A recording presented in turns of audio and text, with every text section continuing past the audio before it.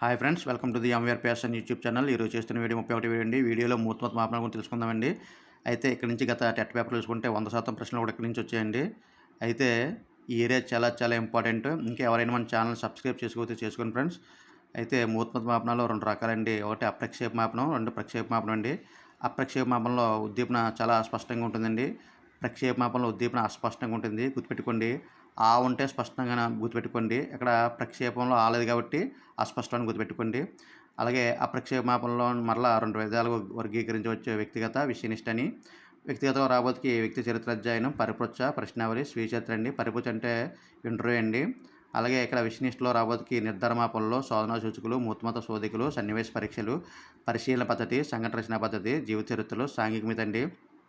అయితే ఇక్కడ విషయనిష్టలోని ఫస్ట్ కూడా వెరీ ఇంపార్టెంట్ అండి. నిర్ధారమాపనలో శోధనా సూచికలు, మూర్తిమత శోధికలు.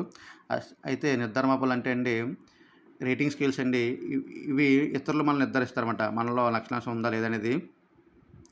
కాబట్టి రేటింగ్ స్కేల్ అంటే ఒక స్కేల్ ఉంటుందండి. ఆ స్కేల్ మధ్యలో తటస్థంగా పాయింట్ ఉంటుంది. కుడివైపు 2 పాయింట్లు పాజిటివ్ ఉంటాయి, ఎడమవైపు 2 పాయింట్లు ఏంటంటే నెగిటివ్గా ఉంటాయి. చూద్దాం. ఫర్ సపోజు టెట్ ఎగ్జామ్ ప్రశ్నావళి చూద్దాం. టెట్ ప్రశ్నాపత్రం ఎలా ఉందని అడిగారు మనల్ని. అయితే కొంతమంది ఏం చెప్తారంటే సులభంగా ఉంది, చాలా సులభంగా ఉందని చెప్తారు. కొంతమంది తటస్థంగా ఉంటారు. అలాగే కొంతమంది అయితే కష్టంగా ఉంది, చాలా కష్టంగా ఉందని చెప్తారు. ఇదండి రేటింగ్ స్కిల్స్ అంటే. అలాగే శోధనా సూచికలు అంటే ఇవి చెక్ లిస్టులు అండి. మనం చూస్తే టెక్స్ట్ బుక్లో పాఠ్యాంశం అయిన తర్వాత చివరిలో ఉంటాయి, నేను ఇవి చేయగలను అని చెప్పి. నేను అర్థాలు చదివాను, ఎస్ అయితే ఎస్, నో అయితే నో చెప్పుకో. అలాగే నేను టెట్ ఎగ్జామ్ బాగా రాశాను, ఎస్ అయితే ఎస్, నో అయితే నో పెట్టుకో. ఇవి చెక్ లిస్టులు అండి. ఎస్ ఆర్ నో రూపంలో ఉంటాయి ఇక్కడ మనం స్పందించడానికి. అలాగే మూర్తిమత శోధికలు అంటే ఇక్కడ చెక్ లిస్టుల ద్వారా మనం చెక్ చేసుకోవచ్చు. అలాగే ప్రశ్నావళి రూపంలో కూడా ఇక్కడ మనం మన ఇన్వెంటరీ అన్నమాట. పర్సనాలిటీ ఇన్వెంటరీస్ అన్నమాట.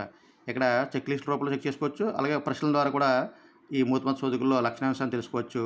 ఫర్ సపోజు ఇలాగా నువ్వు టెట్ ఎగ్జామ్ ఎలా రాసావు, దీనికి స్పందించి నేను ప్రశ్నించాను. అయితే నువ్వేం చెప్తావు? బాగా రాసావంటే బాగా రాసి చెప్తావు, లేకపోతే బాగా రాయలేదంటే బాగా రాయలేదు. అయితే రెండే ఉంటాయి ఆప్షన్లో: బాగా రాసావా, రాయలేదా. బాగా రాశాను, లేదా ఆన్సర్ ఏంటి బాగా రాయలేదు. ఇక్కడ 2 ఆప్షన్లు ఉంటాయన్నమాట. ఇవండి మూర్తిమత శోధికలు అంటే. నెక్స్ట్ చూసాం కదా, సన్నివేశ పరీక్షలు, పరిశీలన పద్ధతి, సంఘటన రచన పద్ధతి, జీవ చరిత్రలు. నెక్స్ట్ ప్రక్షేపక మాపలండి. ఇక్కడ ప్రశ్న అయితే ఇక్కడి నుంచి వస్తుందండి. ప్రక్షేప మాపన అంటే ఉద్దీపన అస్పష్టంగా ఉంటుంది అన్నమాట. మనలో ఉన్న అచేతన ప్రవర్తన రాబట్టడానికి ఇక్కడ ఎలా ఉంటాయంటే ఉద్దీపనలు అస్పష్టంగా ఉంటాయన్నమాట. అందుకనే ఇక్కడ ఉద్దీపనలు ఎలా ఉంటాయంటే చిత్రాల రూపంలో కానీ, వాక్యాల రూపంలో కానీ, ఖాళీల రూపంలో కానీ పూరించమంటాడు. అర్థమవుతుందా? కాబట్టి చూడండి ఒకసారి. ఇక్కడ చిత్రాల రూపంలోని ఉపయోగించేవి ఏంటంటే ఇక్కడ చూడండి: శిరామర్కల పరీక్ష, ఇతివృత్త గ్రాహ్య పరీక్ష, చిల్డ్రన్ అప్పర్ సెప్షన్ టెస్ట్ అంట. ఏంటండి? Children upper session test. అలాగే ఈ 3 కూడా చిత్రాలు ఉంటాయండి. మూడిట్లో కూడా చిత్రాలు ఉంటాయి కాబట్టి ఇవి ప్రక్షేప పరీక్షలు అండి. 3 కూడా శిరామర్కల పరీక్ష కానీ, ఇతివృత్త గ్రాహిక పరీక్ష కానీ, చిల్డ్రన్ అప్పర్ సెషన్ టెస్ట్ కానీ, ఇవి 3 కూడా ప్రక్షేపక పరీక్షలు. అలాగే మరలా రెండోది భాషను ఉపయోగించేవండి. భాషని ఉపయోగించాలంటే అభివ్యంజకాలు అంటారు. భాష ఉపయోగిస్తే అభివ్యంజకాలు. భాషను ఉపయోగించకుండా చిత్రాల లోపల ఉంటే వ్యాఖ్యానాత్మకాలు ఉంటాయి. గుర్తుపెట్టుకోండి. అయితే చూద్దాం భాషను ఉపయోగించి అభివ్యంజకాలు. ఇక్కడ భాషను ఉపయోగించి అయితే పద సంసర్గ పరీక్ష, వాక్య పూర్ణ పరీక్ష, కథ పూర్ణ పరీక్ష, చిత్ర సమీకరణ పరీక్ష ఉంటుందండి. చూసుకోండి. ఇక్కడ ఇవండి అప్రక్షేపణ పరీక్షలు. ఇక్కడ పెద్ద ఏమీ కష్టమేం కాదు. ఇక్కడ ప్రక్షేపక అప్రక్షేప పరీక్ష అని గుర్తుపెట్టుకోండి. ఒక్కటే చిన్న లాజిక్. ఇక్కడ పరీక్ష అని ఉంటే ఇంకా ఇది ప్రక్షేప పరీక్ష అండి. పరీక్ష చూడండి. ఇక్కడ చిత్రాలను ఇక్కడ మన చిత్రాలు ఉపయోగించి శిరామర్కల పరీక్ష. ఇక నెక్స్ట్ అన్న పరీక్ష కదండి. నెక్స్ట్ అన్న, టెస్ట్ అన్న, ఇవన్నీ మనం ఆల్రెడీ మూల్యాంకనం చదువుకున్నాం కదా. కాబట్టి పరీక్ష, నెక్స, టెస్ట్, లాస్ట్లో చూడండి పరీక్ష అది ఉంటే ప్రక్షేపణ మాపనలో. అలా కాకుండా మరి ఇటీవల కూడా మనకి ఒకటి ఉంది, సన్నివేశ పరీక్షలు. ఇక్కడ పరీక్ష కాదు, పరీక్షలు అంటే అప్రక్షేపక.